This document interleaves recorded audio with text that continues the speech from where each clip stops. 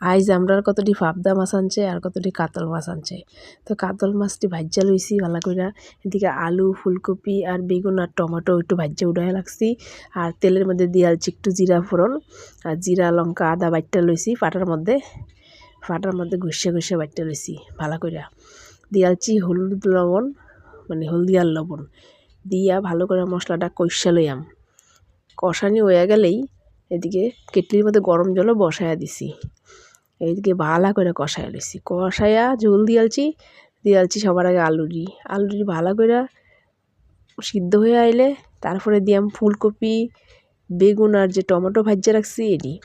কারণ হচ্ছে আলুটা একটু কম সিদ্ধ হয়েছে তো এর লেগে, আর এটি দিয়ার সঙ্গে সঙ্গে গইল্লা যাব। তারপর দিয়ালছি কাতল মাছ ভাজা, আর নামানির আগে ধনিয়া পাতা দিলেই রেডি আমার ফুলকপির তরকারি।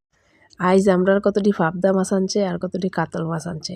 তো কাতল মাছটি ভাজ্যা লইছি ভালো কইরা, এদিকে আলু ফুলকপি আর বেগুন আর টমেটো একটু ভাজ্যা উঠায় রাখছি।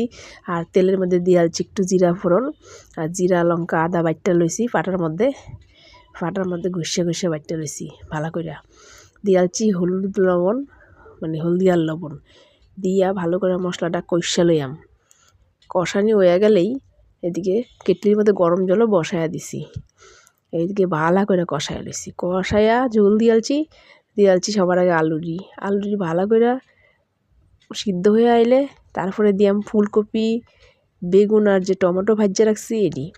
কারণ হচ্ছে আলুটা একটু কম সিদ্ধ হয়েছে তো এর লেগে, আর এটি দিয়ার সঙ্গে সঙ্গে গইল্লা যাব। তারপর দিয়ালছি কাতল মাছ ভাজা, আর নামানির আগে ধনিয়া পাতা দিলেই রেডি আমার ফুলকপি।